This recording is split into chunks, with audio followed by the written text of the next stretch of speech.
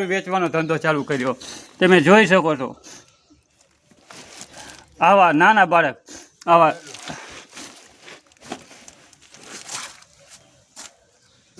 આવા નાના બાળક પાસે ધંધો ગોરખ ધંધા ચાલુ, સમજ્યા?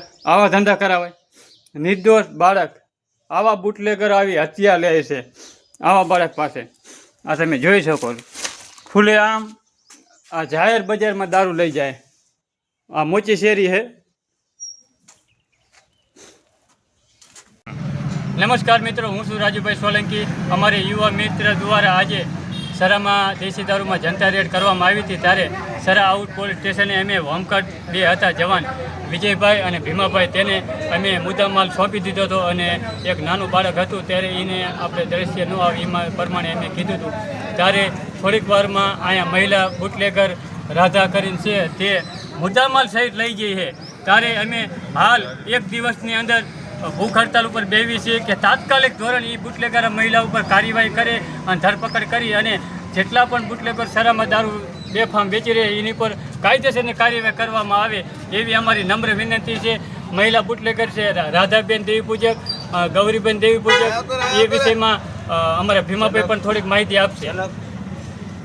આજે અમે સરા ગામે બધા સાથી મિત્રો, અમારી આખી ટીમ આજે ભૂખ હડતાલ ઉપર બેઠા છીએ કે અમારી એટલી જ માંગ છે કે તાત્કાલિક ધોરણે આ બુટલેગરોને પકડવામાં આવે અને કાયદેસરની કાર્યવાહી કરવામાં આવે.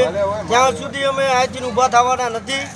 અને આપ જોઈ શકો પોલીસ સ્ટેશનની બહાર અમે સૌ સાથી મિત્રો બેઠેલા છીએ. અને ત્યારે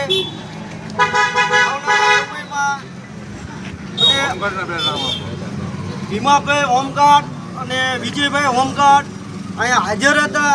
મુદ્દામાલ અમે જનતા રેડ કરીને પકડેલો, પોલીસ સ્ટેશને મૂકેલો.